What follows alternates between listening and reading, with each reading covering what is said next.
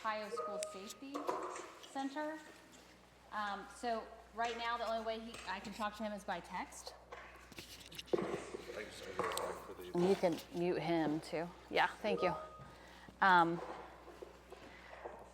So it's a little crazy, but this is what we do in education. We fly by the seat of our pants, and we're flexible, and we just adjust and we keep going. So anyway, so I'm going to have him go next. He's a police officer. Just keep that in mind. He's not a tech guy. He can't hear us at all right now. So that is Dustin Conrad. He is from the Ohio School Safety Center, and this is internet and social media safety. That is his area. That's where he focuses all of his time, and he is definitely an expert. And when he came here to talk with us last year, we were amazed and also scared of what he told us. And so this is Dr. Kristen White. If you were here at the last Parenting with a Purpose session, she was here with us. And she's a pediatrician for Adena Peds, based out of Greenfield. And she's also my sister, so I'm a little biased with her. But happy to have them both here with us today to share some information.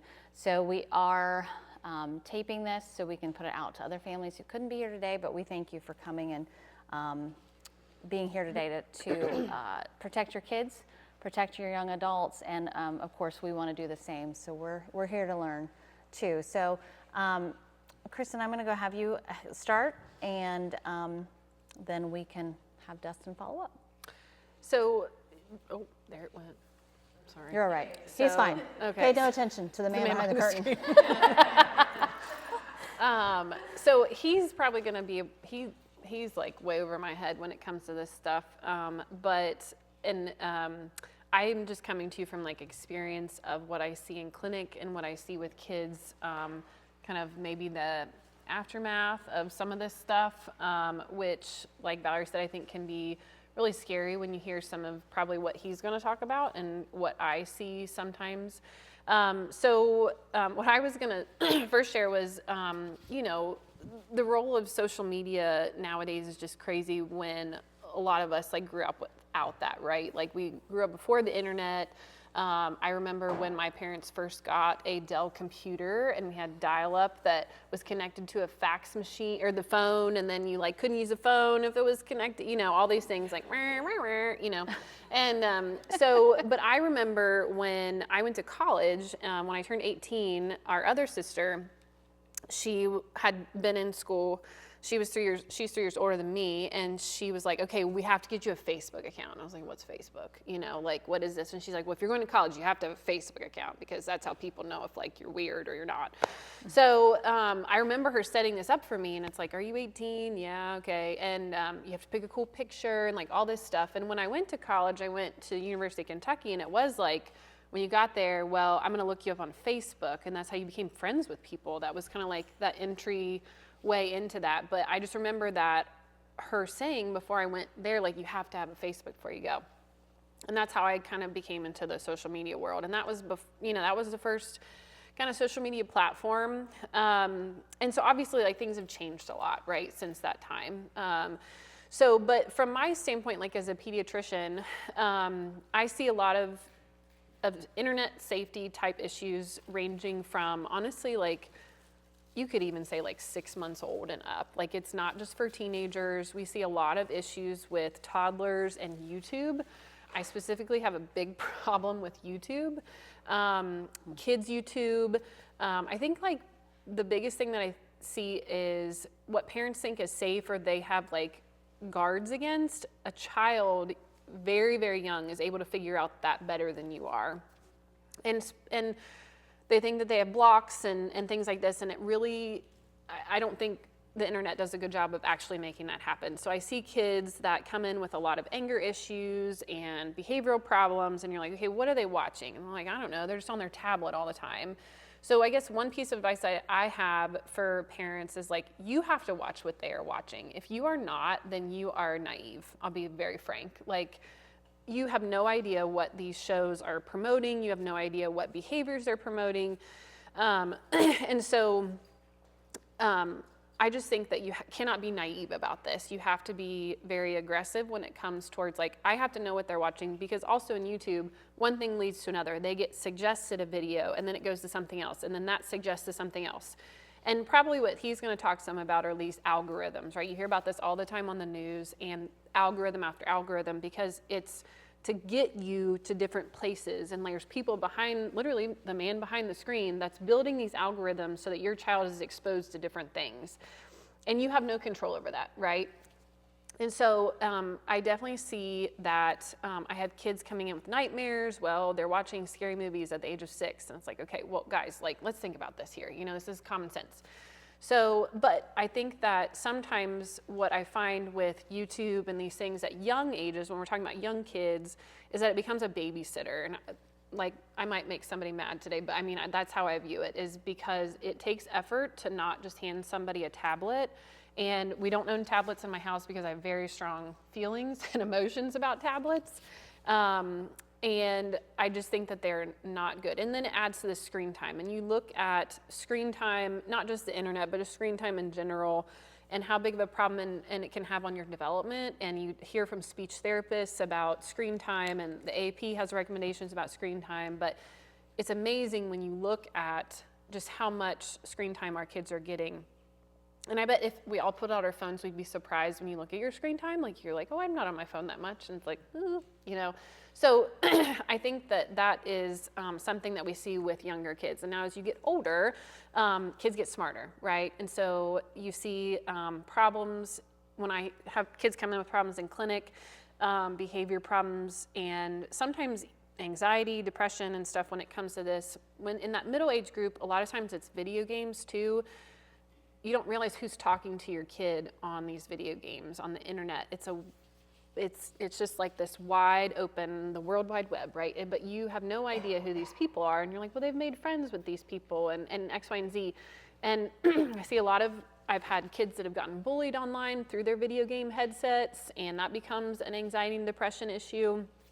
And because, well, this person isn't friends with me anymore because they're doing this and all these things. And so I start in that age group to see that you're noticing those, like, they've found this on the internet because on YouTube, and then they're on these video games and they're having problems with people that are saying these things. And I've had kids that have, people on there have told them to do bad things, and they're like, well, you know, this is what I heard on this. And because a lot of times these are adults talking to your kids, and I keep going back to, don't be naive about this, right? Because if you're not sitting there with them, listening to what's happening, you have no idea. But as you get into teenagers, I think it becomes even harder. And I'll be honest, I've not been a parent to a teen yet. My oldest one is 9, and you know, I'm sure everyone else has like their different experiences when it comes to parenting a teen with a phone. I tell parents like to wait as long as possible to give their children a phone. And even when you do decide to give them one, buy a flip phone, because I just see so many issues and with kids and phones, and not just internet, but like texting issues with, you know, bullying and all these things that come from behind a phone. But I know everyone has a different opinion about that. But there are a lot of studies that do link cell phone use to anxiety and depression in teenagers, and that is very well studied, and over again the results are the same. So I just encourage everyone to try to wait as long as possible. And I got a phone when I was 16. I got a flip phone with T-Mobile. You bought your own minutes, and you know, because I was driving, and my mom, you know, that was when cell phones were first coming out. And so I do think there's a time and a place for them. I'm not saying that there's not. And Valerie's over here like calling me a grandma, but like I just see the aftermath effects of this stuff every day. And my husband is a high school math teacher, and he's like, there's no way that you're going to keep them from this. And I'm like, well, I'm going to try my dangest, you know, because you see so many things. So when we have teenagers coming in, a lot of times what I find is that when it comes to social media, there's just so many platforms now, right? Facebook, Instagram, Twitter, TikTok, all these things, and they're finding value in what's being said online. How many likes that they have? How many friends do they have? Did this person say that they liked this picture? You know, what's the reaction from people, even if it's not a true picture from all the editing and things that people do, but like they're finding value in that and they're rooting it in themselves as like, people like me, this is how I make friends. And that's scary to me, like, that they're putting so much on on those things and I've heard it even in my 9-year-old. Like, I don't have social media anymore. And that was very liberating for me. Once I got rid of that, I realized how much time I was spending on it and how much I was starting to find jealousy in, well, I love that person's kitchen. Why don't I have that kitchen? Or they got to go on this really nice vacation. Here I sit. Like you start to have jealous thoughts of that. And that was like, oh, why am I doing this? Like, I have happy, healthy kids. I have a roof over my head. Like, why am I putting that on myself? But then my husband still does. And so he put a picture up of something with our kids, and my 9-year-old was like, well, who liked it? What'd they say? And I'm like, whoa, that's scary, because she doesn't have social media. Like, she's never been on social media. Why is she worrying about that? Why is she asking about that? So that's what's, we're seeing more and more in teenagers is they're finding their self-worth in the responses that people are showing. I have a lot of kids that I have some patients that, in retrospect, parents think that the Life 360 app is like their safeguard, that they know where they are, they know what they're doing. I've had patients that have manipulated that to where their parents think they're somewhere and they're not. So once again, do not be naive about this. Like, you think you know what your kid is doing. They are much smarter than it comes to our generation. I'm not trying to call everybody dumb, and I'm the first to admit I'm not tech savvy at all. So like, they are going to figure a way out. And that's teenagers, I guess. But that's just human. Yeah, that's human. So, but if there's a will, there's a way. And so, but the other thing, going back to kind of the algorithm stuff that we see and have heard about, like in the news and things like that, these algorithms, when it comes to talking about self-worth and finding these things, there's multiple lawsuits out right now against some of these social media platforms because of the algorithms and their children having eating disorders, and how they actually passed away from eating disorders because of the algorithms that it led them down. And there's things online about people who have eating disorders, and it leads you down those paths, and it's like, it just takes something that you look at once and then it leads to something else, and it's just this snowball effect. And what's crazy to me, I guess, is like to think that someone's sitting behind a phone, like with that being their goal, right? Like, that's so scary and so sad to me that, right, they make money off of this, and so it's our goal to have these effects. And so those are real things for real parents who have went through this, and they're trying to help protect other people, but that's going to be really hard when you go up against these social media giants. But you're hearing about this TikTok ban, and everyone has their own opinions about that, right? But she knows, that's the thing. yes.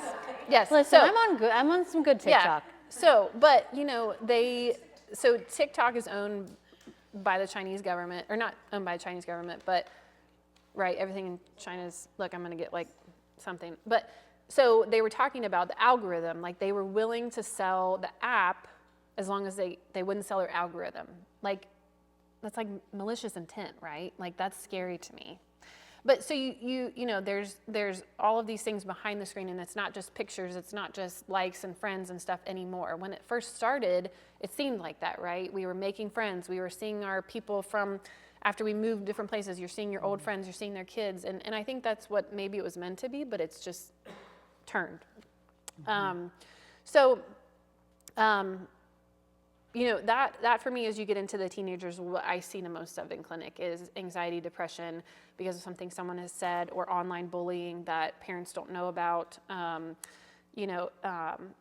so I think, and like I said, my husband and I have these disagreements about how do we keep our kids from these things, and trying to teach them how to use it responsibly. And I think that is a discussion that I haven't had to have yet, but I find it really hard because these teenagers don't have their full frontal lobe yet, right? Like, they're not developed there yet, and they don't understand those sorts of things, and everything is instant gratification.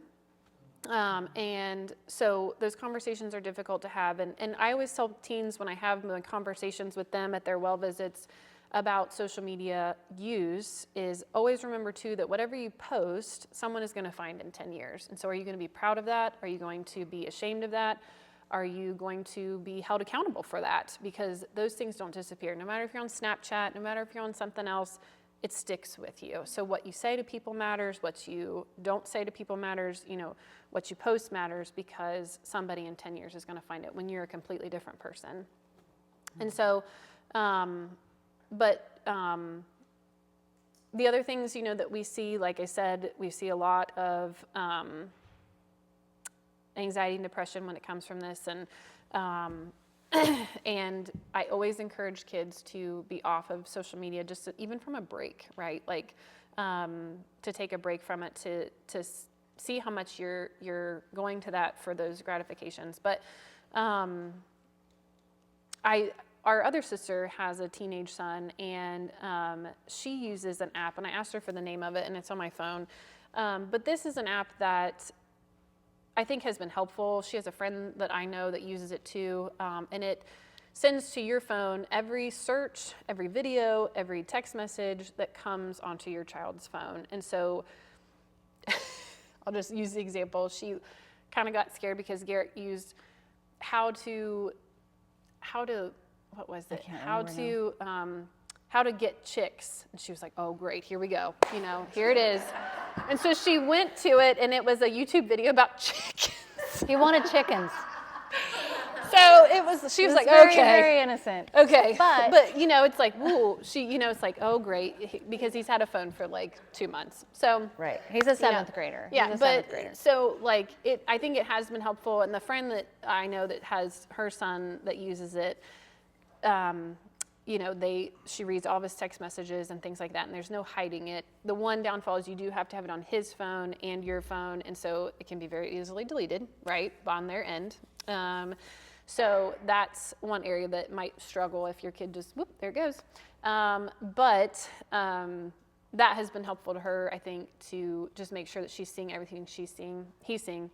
Because, you know, the internet, they call it the World Wide Web for a reason, right? There's no limits to its capabilities. And right now, you know, they're talking about some of these things in the government about they're trying to ban some of these adult websites. And it's interesting to me because the conversation is about asking for your age.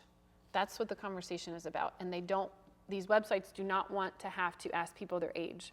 So 12-year-old can get on these things, right? Like, that's scary to me. And so those are like addictive behaviors. And I think too, you see sometimes in teens, these are addictive, and people have anxiety when they're taken away. Mm-hmm. So I do also have that opposite end of parents are like, I try to take it away, but I feel like their anxiety got worse because they didn't have it right beside them. And I'm like, well, that's a problem in itself, right? Like, it's a whole like different thing to tackle. Yeah. But yes, it's like a drug. It's like and I think I find myself doing that too. Anywhere I go, like, where's my phone? Where's my phone? My kids are like, here it is, Mom. You know, but so that can, it's like this third arm, right, that you always have with you. And we also see like physical effects of this in kids. You see, like, I had a kid with almost like carpal tunnel from the scrolling.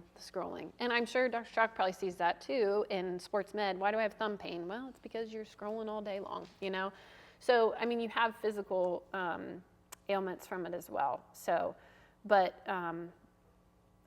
so that was kind of my spiel, is like just what I see in clinic from this, going from your very small kids. And I know you can get into this, Miss Rachel, not this Miss Rachel, but Miss Rachel, sing your kid a song. Like, I'm sorry. I think that's great that there's educational stuff, but I find when I have kids that are like, they love Miss Rachel, I'm like, that's great. And I'm not saying my kids don't watch TV, but you also have to interact with your kids at that age to teach them those things, rather than watching the video. And one other thing before, sorry, I shut up. No, you're fine. I do find in all ages of kids is that parents use the screen and use the phones as a coping mechanism. And that is really not a good thing. And you get into these school-age kids and they don't know how to cope with adversity because as a child, you're crying, you're upset, you don't want to wait in this store, you don't want to sit at this table, here's this phone, cope with this.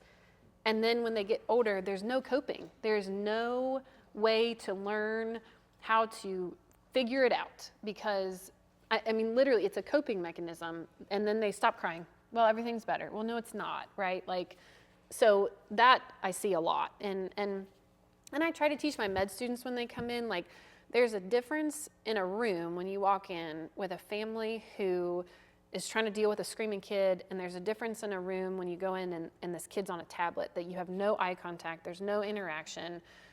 The kid sits over here by himself quiet, and I have the conversation with the parent, but there's no, like, discovery, there's just no interaction. And I think they pick up on that really quickly when my med students come through. Is like, yeah, I see that. Like, yeah, there's a difference.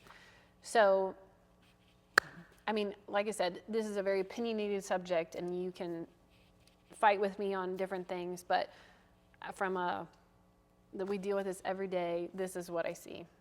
So. Yeah, I mean, you're there in the offices seeing all these kids at all different ages. I'm sure that you see it all. Yeah. And then, of course, on our end, Heath, if you want to go ahead and pull Dustin up, sit there, and I'll let him know that we're going to go to him. On our end, what we're seeing is preschoolers coming in with a lot of gaps because that face-to-face interaction has not been there. And so I totally agree. I know this is a controversial subject, but you see what you see. Yeah. Yeah. Okay, I'm going to let Dustin know that he's on. And it's great. This is all fine. And then we'll take some questions and answers, let me okay? get that. She texted it to me.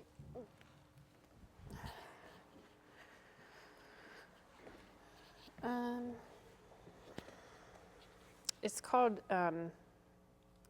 it's QUSTODIO. Is he muted? Oops, Sorry. oh, something's happening. He's talking and it's not picking up. Can he see us?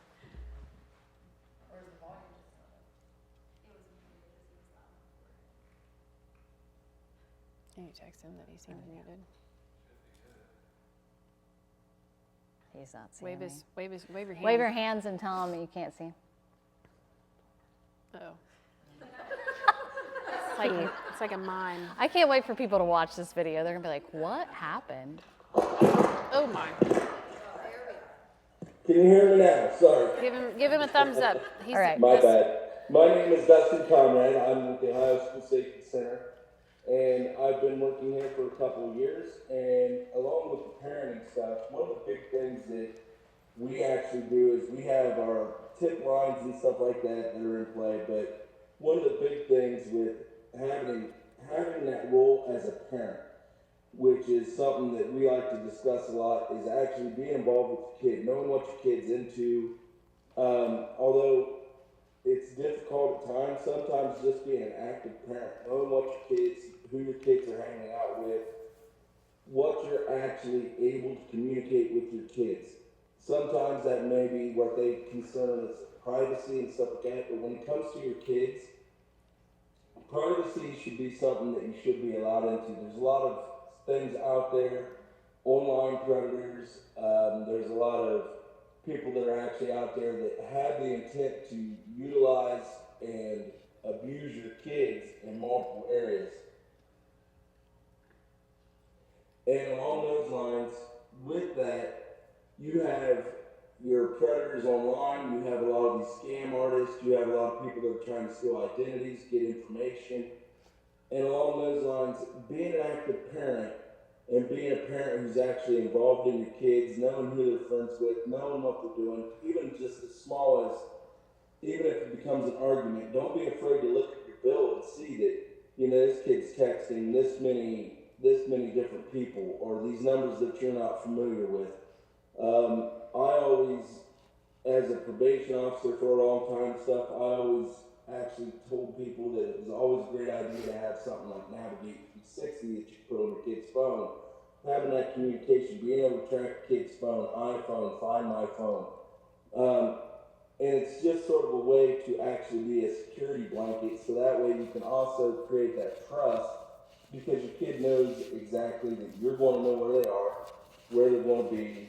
There's a couple different programs as far as being involved as a parent.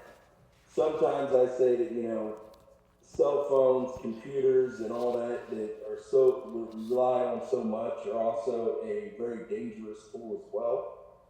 So I feel that it's very important when you're talking about being a positive parent stuff is to actually pay attention on what they're going on, what websites, making sure they're not going on certain sites, your Instagrams and a lot of those things. All these kids want to use that stuff all the time. The issues with that is just like a lot of adults, they get attached to those phones and phones actually become a problem. So taking that time out to where there's maybe no electronics in the house being utilized, there is that family time, there is that time to sit down and communicate with your kid. And with that, giving yourselves the time to actually sit down and have that connection with your kid, find out exactly what's going on at school, find out what's going on with the maybe extracurricular activity, find out who they've been hanging out with. The big thing for me is if you're going to parent and you want to be effective, is to possibly just really listen to what your kids are saying, ask those questions, being a positive role in what they're doing, both in school, so maybe even taking 10-15 minutes to make that connection with having them explain what's going on in math that's frustrating them when they're not doing well. I mean, we oftentimes jump on, all your grades aren't as good as they should be, or, what's going on, or even when we oftentimes take that opportunity when a school calls and says, this is going on with your kid at school, try to find out the reason for this behavior or the reason for the actions or what's going on. And positive feedback is a great thing. It's sometimes hard to be a coach. I've been a probation officer. It's sometimes hard to be positive spin if your kid is having issues at school, either it's behavior or whatever it is. And if your kid's having those kind of issues, you might want to start looking into maybe possibly you need to get somebody and put a positive spin on it, somebody at mental health service or maybe a behavioral health service. Just having them to have that ability to actually have that communication, I believe strongly in using the resources of the community. Along those lines, there's a lot of mental health services around. If there isn't, you can always reach out. There's school counselors and stuff like that. Maybe if you're having issues at home, maybe you should be able to reach out and try to get that help as well. As far as with the positivity of where you need to go with, sometimes even like as a coach, if a kid's not doing well, you don't want to keep harping on that not doing well on certain things. We try to actually put a positive spin on it. Hey, look, you did this good today. You did that good. You did this right. I see where you're trying to be better with this. So try to actually make that not necessarily a negative meeting with your kids. Try to make that positive thing. Trying to make, and even as a parent, work schedules and stuff, trying to find that time to actually be able to sit down and engage as a family and engage with your kids is significant. And you're going to find out kids oftentimes, in my experience, once you start establishing that pathway of communication, kids are more likely to tell you when something is going wrong or something seems off. Kids aren't going to try to be as secretive about certain things, and they will oftentimes even throw it by you what's happening or what's going on with their peers, and just make sure that you're listening. Sometimes we oftentimes as parents and as adults, we don't listen to what our kids are really telling us, and I think that it's very important that we need to have that pathway and that communication level to where we're actually listening to what the kids have to say. Along those lines, internet safety, know what your kids are getting on. Putting on some of those parent guidelines, I think, is very vital. I know you can do it with streaming services and stuff like that. You can also do that kind of stuff on cell phones and you can do that kind of stuff. And just paying attention on how much data your kids are using, what sites they're going to, what exactly they're getting into online or on their cell phones. Just every so often, try to maybe establish that guideline of where you can go through your kid's phone on an occasion. Don't, just say it's more of a security reason. Maybe even have that conversation with them about sort of that stranger danger or even that friend danger, because, as you get into more difficult subjects such as human trafficking and drug problems and stuff like that, it oftentimes starts within the family itself. So, and even with some of the mental health stuff, kids are more likely able to communicate better with another teen. Finding positive kids for your kids to be around and having that communication there is a good thing. So, is there anything? I know we've got questions at the end, and unfortunately, I don't have audio of you guys in the other presentations. But Valerie, I know, has my contact information and stuff. And you are more than welcome to reach out to me. I have multiple bits of information and resources in the area. I actually have a lot of information on different kinds of cybercrime and other things.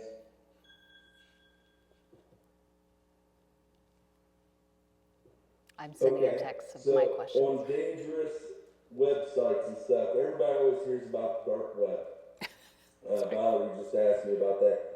So the dark web is a place where there's a lot of misbehavior, but one of the big things that I actually communicate a lot about is a lot of your social media presence. Current trends when talking about human trafficking and talking about drug trafficking and all that, the biggest thing that they like to do is they like to actually use emojis and stuff like that. So they're going to use, plants to represent weed. They're going to also utilize other things as that to actually try to create this, when you look at it, you're not really paying attention, but some of your biggest users of that is Discord is a huge no-no. Instagram's real bad about doing that. Let's Talk, some of the actual social apps, you have a lot of predators as well as people that are actually criminally minded are getting on there, and anybody can be anything they want online. An example of that is I can be 15 and create fake profiles to actually get kids drawn in. Even as a law enforcement official, as a juvenile probation officer, I had to face fake Facebook and fake Instagram accounts, which I communicated with teenage kids that were on probation. A lot of kids would put stuff on their Facebook and stuff, and that's why I'm saying pay attention to what your kids are doing online. Because those kids on even Facebook, Instagram, and even in these group chats, Let's Chat, any of those those ones that you wouldn't think, there are people on there that are trying to get information from your kids. They're trying to maybe possibly target your kids. Myself, like I said, I actually had one. I would actually have 2 or 3 kids on my caseload. That's how I sort of tracked them on what they were doing. Because kids will put that stuff out there on Facebook. They'll put pictures out there on Facebook. It's very easy to put a side conversation, use Messenger, use those kind of things. So, and as we also get into more of the technological things, AI, being able to take people's voices and recommunicate them. We've all heard of the scams over the phone where phone calls are happening. Well, if you're getting that many scam phone calls, your kids probably are on the phone as well. You're also looking at kids are more willing to actually open up a lot of times with even somebody that they think that they know because they're friends with 2 other people. And that's actually something else of that a lot of the criminals will actually do is what they will do is they will friend 2 or 3 kids and they'll communicate with them and then they'll go right through their friend's profile, which is very easy on Facebook, on Insta. You can get right into that and they will connect with other kids and your kids will oftentimes go, well, if so-and-so's friends with them, I can be friends with this kid or I can be friends with this person. So they'll put them in their friends, and next thing you know, you have somebody that's slowly feeding information from your kid and making that connection with your kid, and it goes from on Facebook, and then it's well, hey, let's do this FaceTime talk, let's do this, let's do that, or hey, here's my personal number, call me or text me, and that way they get off the social media, and now they've actually made that personal connection. Now they've got your kid's phone number. Now they've got your kid's email. Now they've got that. And that's how they oftentimes make that connection. And they start establishing that. A lot of your criminal stuff actually comes from being able to actually get your kid to communicate things that they don't want to know. And it's like they will use, it's pretty much like when you talk about sextortion and extortion or those kind of things that happen. You're talking about, it starts off originally on a social media thing where they meet this person online or they do whatever, and then and it doesn't take these people have been doing it for a while, they've got a great script. Roughly within 10-15 minutes of having those communications with your kid, and this is why communication is so important, and your kid knowing, even when they fail, they can still talk to you. They can still have that line of communication, because what happens is these people use that as, well, what happens if your mom let's say your mom's name's Jackie, they know that because they've seen your profile. What does Jackie want to think about that? What does your little sister want to think about that? What do you think your uncle's going to think about that? Or whoever. They're going to actually put that and use that as a leverage against your kid. And that's the reason why it's very important, and I know this is sad to say, but it's very important to keep those kind of things protected. And in a kid's mind, they don't think criminally typically. They're easily misled by people who are very criminally minded, and they can oftentimes pull your kids into those kind of things. Honestly, most teenage kids don't know how to connect through Discord and through some of your more criminal element stuff.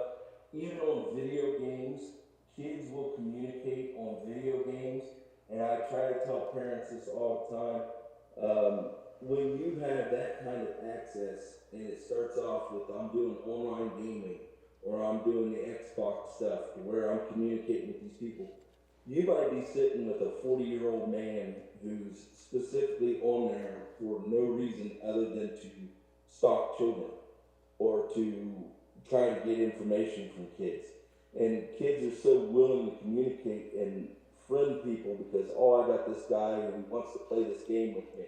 And like I said, once again, I can be 16 years old. I can be anything I want to be online. It's not difficult to create fake accounts. It's not difficult to make that. It's not difficult to create that friend kind of relationship. And these people are predators.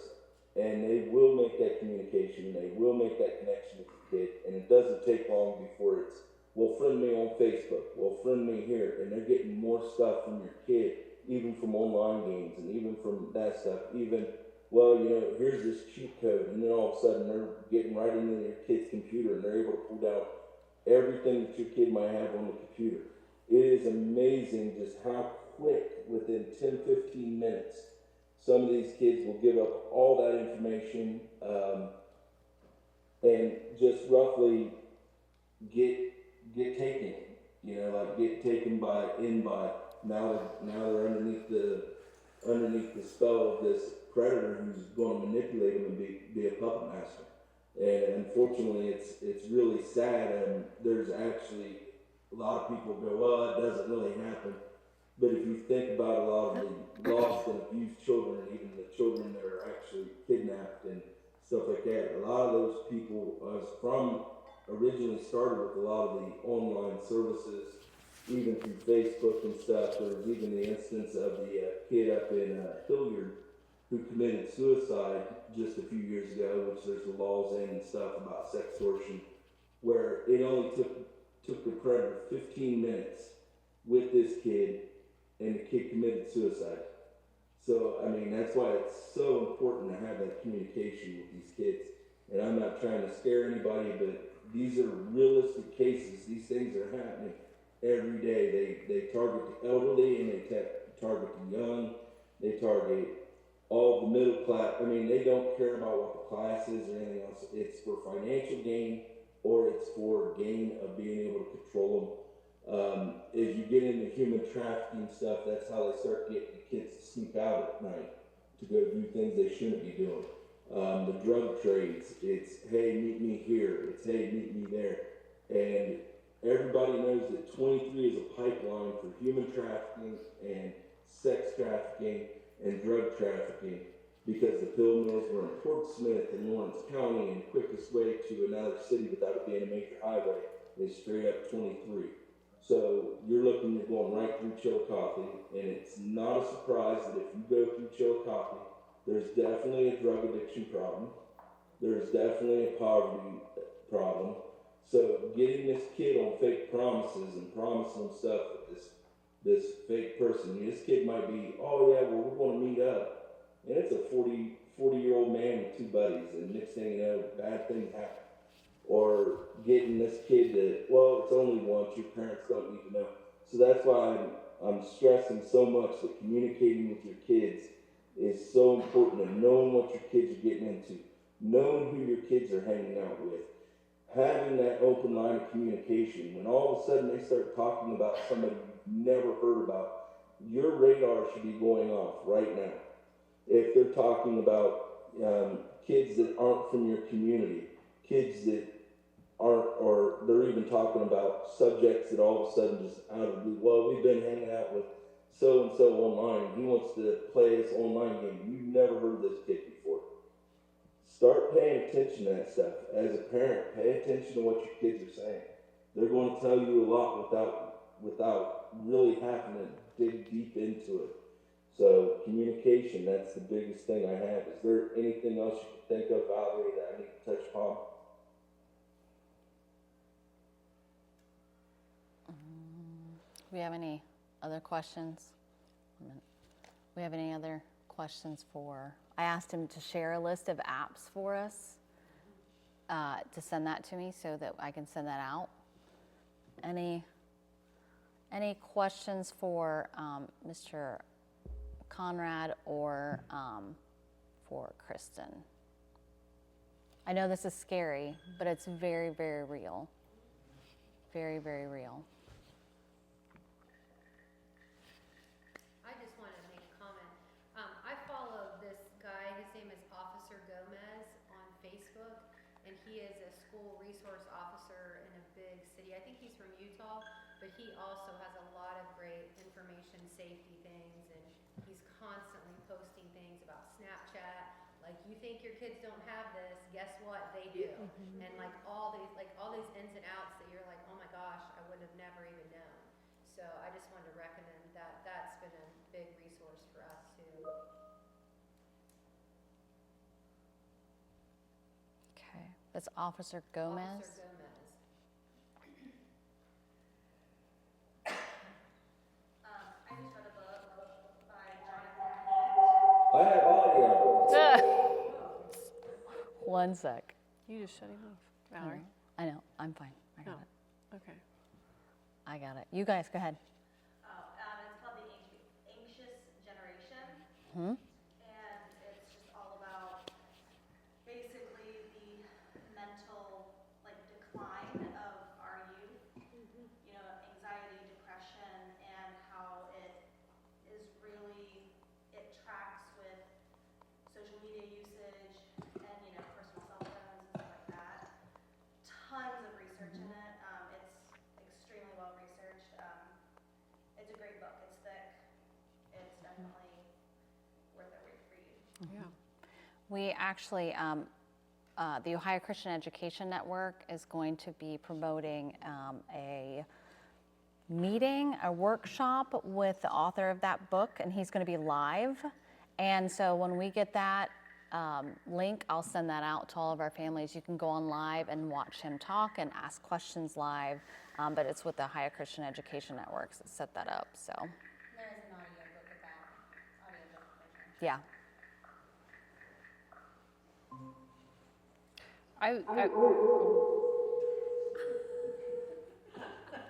I was just gonna say one more thing. I feel like you probably think like I'm my kids sit and do nothing and stare at the wall all day. No, but I know they don't. I know they don't.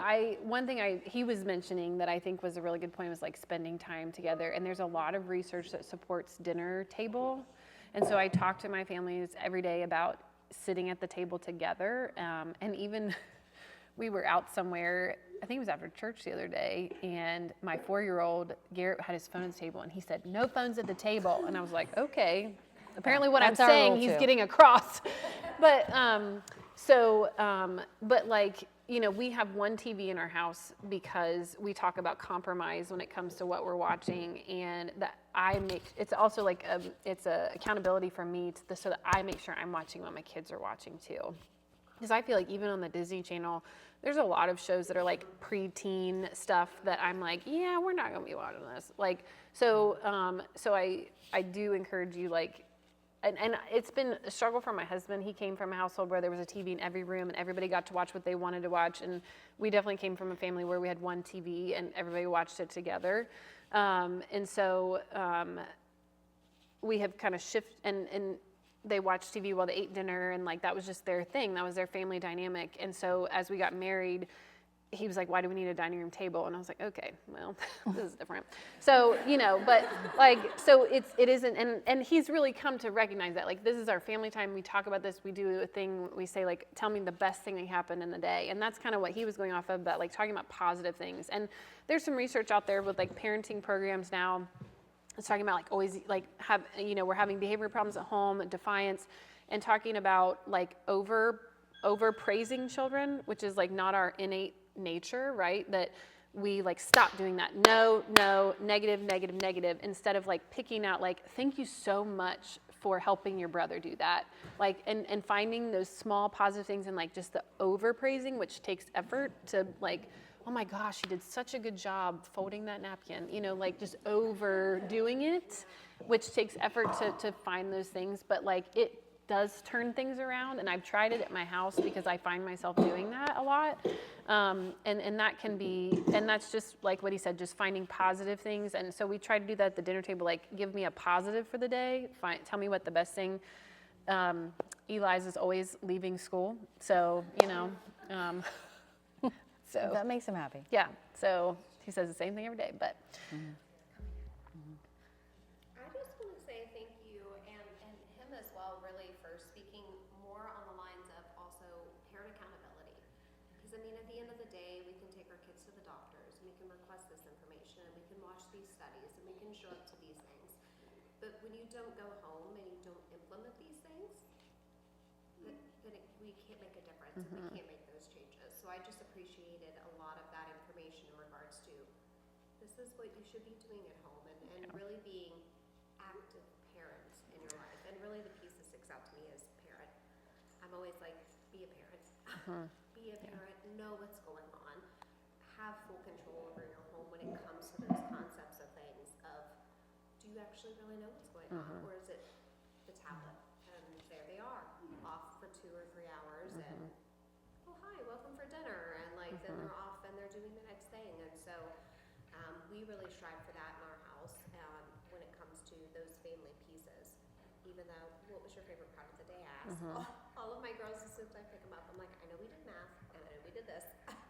What was your favorite part of the day? And really trying to be that hands-on parent and really be active a part of their childhood growing up. Because like you stated, I really resonated with that, is you know what's going on in your kids' lives when you're asking about it. When you're actually questioning that, and not, how was your day? Good? Okay. And that was the conversation. Like there's so much more that goes on in our youth's mind that like I don't think that sometimes we can really grasp.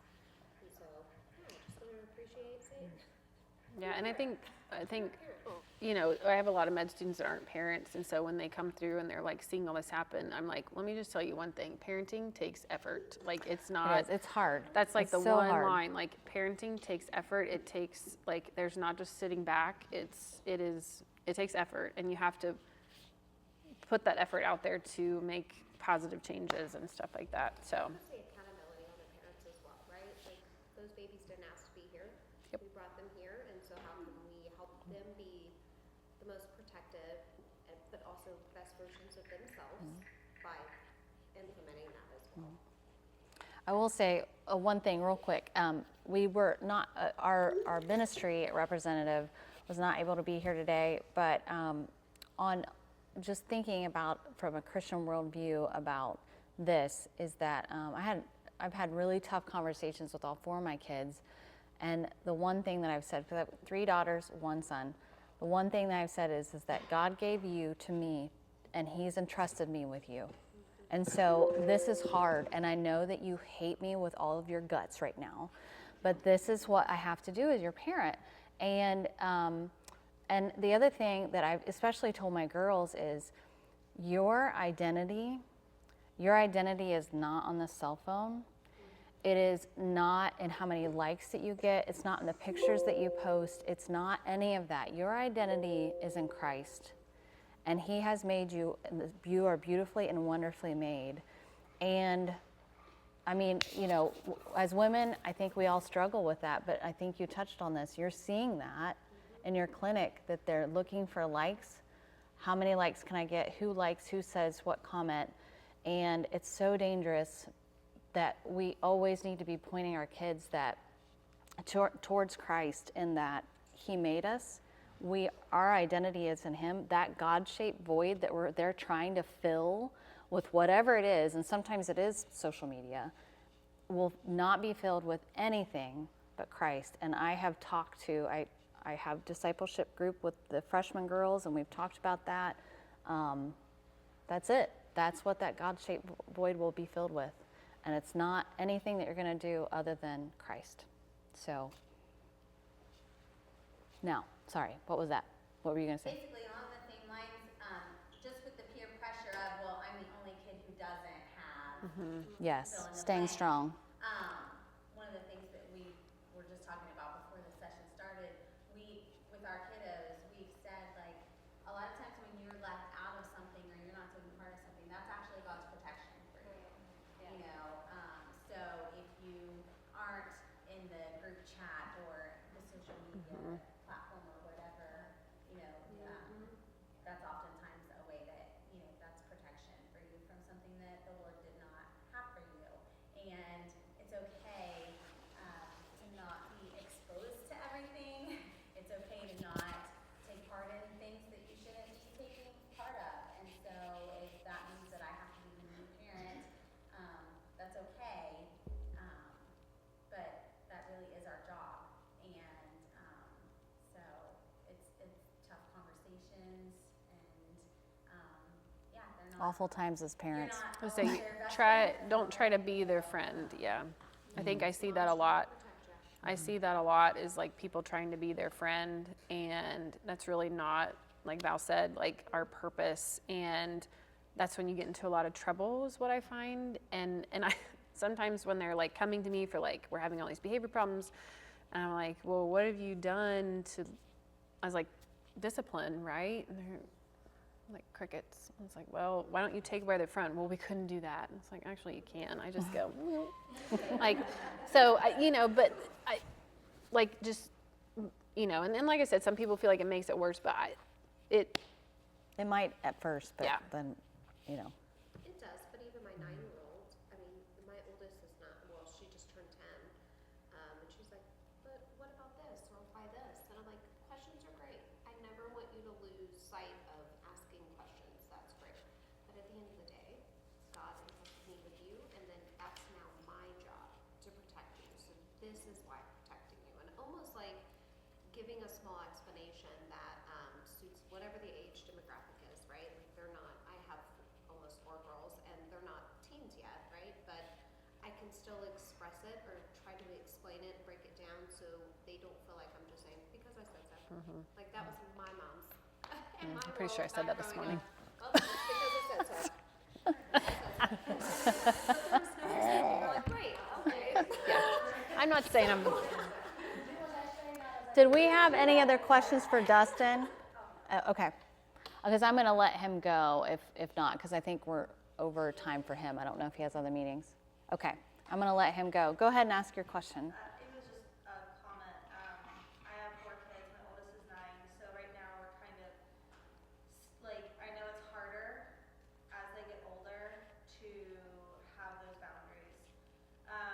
But somebody on, it was a social media thing, like some influencer that I was following, basically she was like, for her family that was older, is not just make it about you can't. It's about creating like a family culture and a life where they're kind of like, oh, why would I need that? Why do I need social media to have a full life? Why do I need the phone in my hand all the time?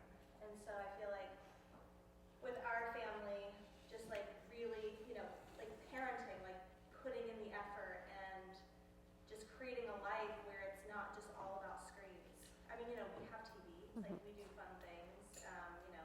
They get on my laptop to play games for school or whatever. But just like creating that kind of family culture of like, you're not missing out if you don't have your face glued in your screen. And it's, we go out to eat, 4 kids, no screens.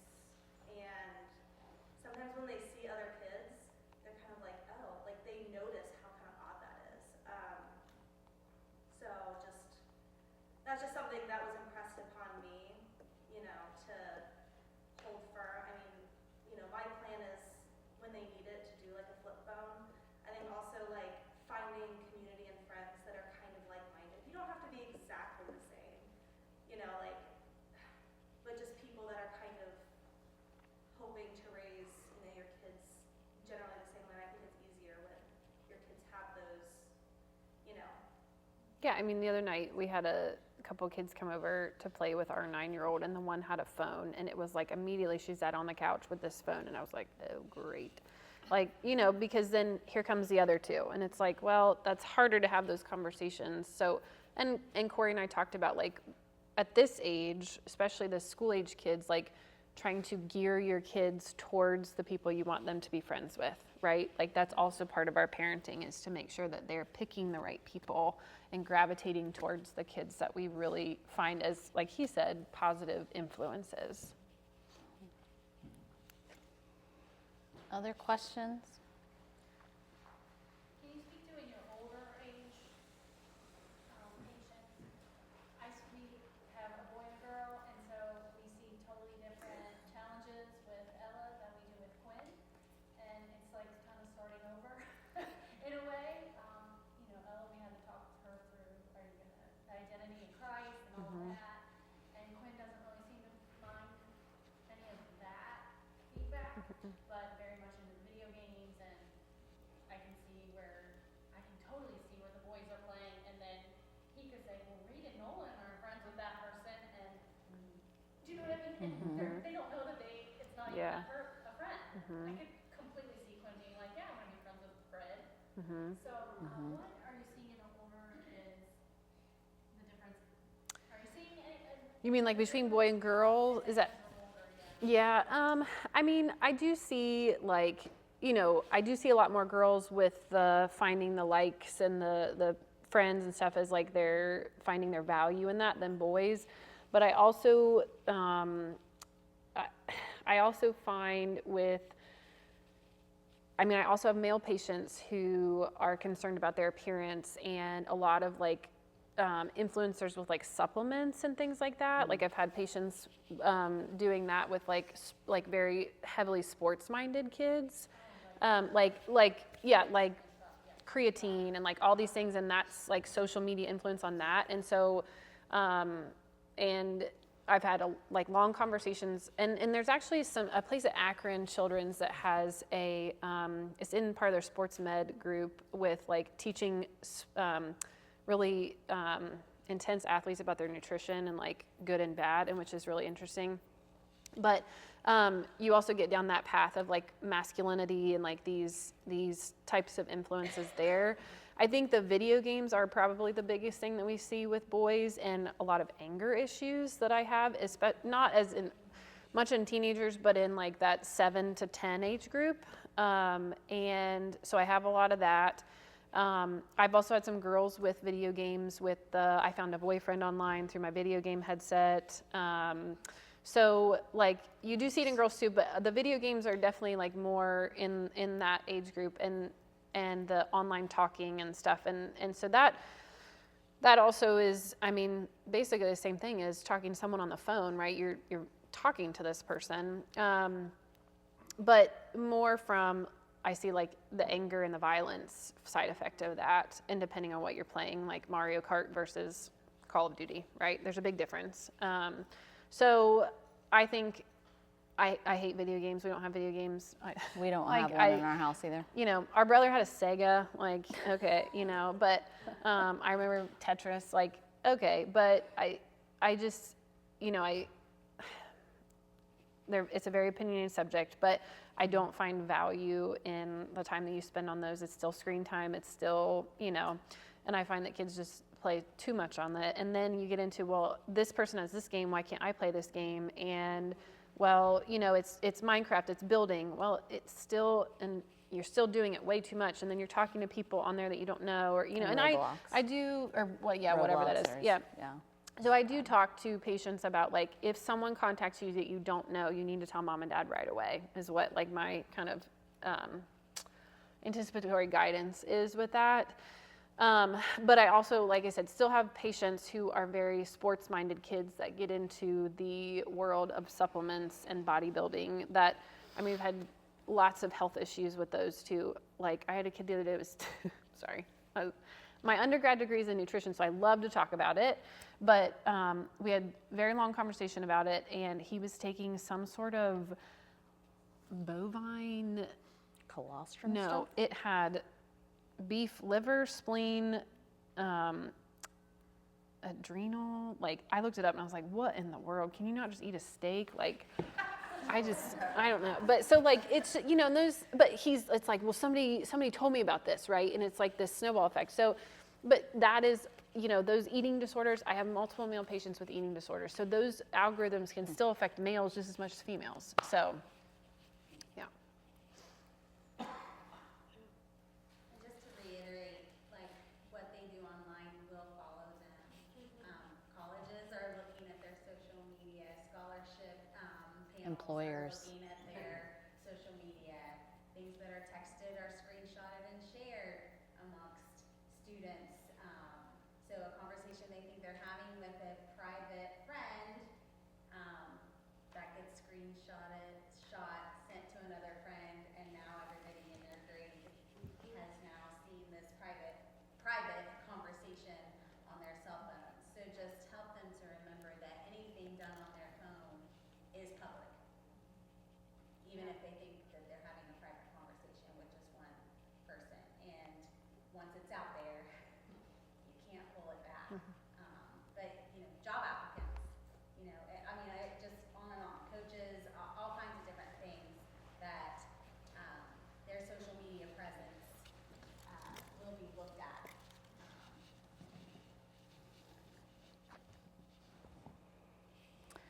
Well, thank you all for coming again today. I will send, Dustin shared with me that he had like a parent packet that he's going to share, so I can share that with everybody, and share this video with all of our families. I'm going to pray for us, and then thank you for staying even longer than an hour. So, dear Lord, I just thank you for this time that we can come together as a group, as a body of those who just want to help our kids and young adults. Lord, we are so thankful that you have entrusted us to, at RCCA, to be a part of these young people's lives, of these families' lives, Lord, and we just take that as a great honor and a great privilege. Lord, I'm so thankful for these families who have come here today that truly want to do the best for their children and young adults. Lord, what a privilege it is to be parents and to be families to these kiddos. Lord, it is a scary world out there, and you know all that is at work, and things that we can see and things that we cannot see. Lord, I ask you to just open our eyes, open our ears, Lord, to what is happening around us with our children. Lord, put a hedge of protection around them. Help us to know how to best be parents and families to these kids. Lord, I thank you for Kristen and Dustin who came here today just to share their knowledge and to help us. We just thank you for them. Lord, be with us as we go from this place. Help us to remember what we've heard and what we've learned. It is in Jesus' name we pray, amen. Thank you all. Again, appreciate it.